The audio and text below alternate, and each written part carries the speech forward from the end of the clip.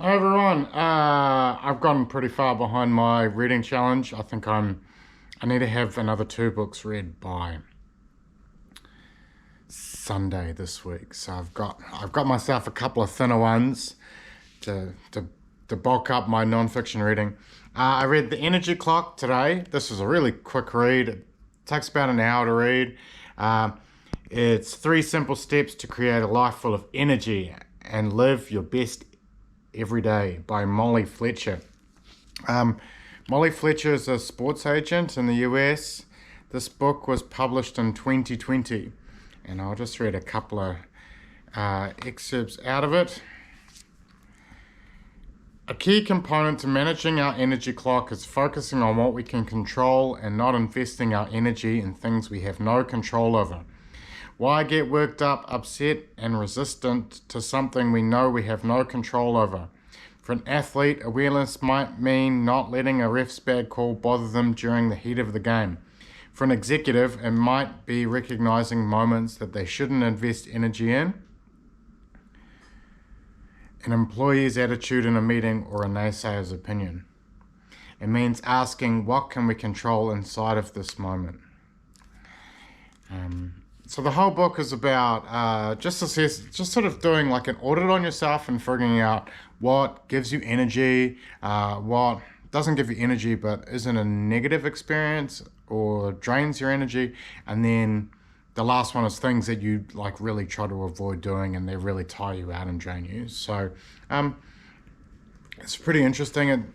I do feel like we're kind of overwhelm ourselves quite a little bit. And there are some interesting references to the effects of automation on human beings. So that's in the book.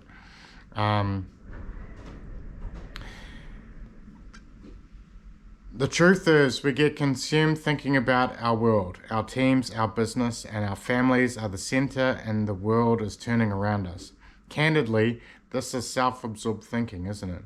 If we could pause and zoom out, we would see how big these big deals really are within our own life and even more to the world.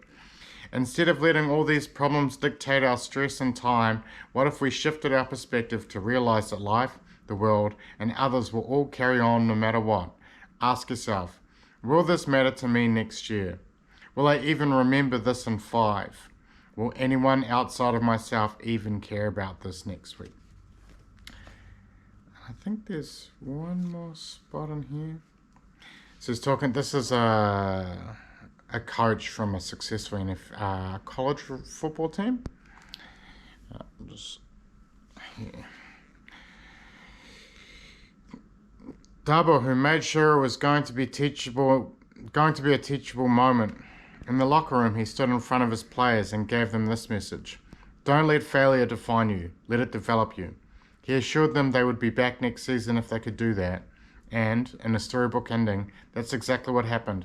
A year later, Clemson again faced Alabama with a national championship on the line. This time it ended in victory for Dabo and his team.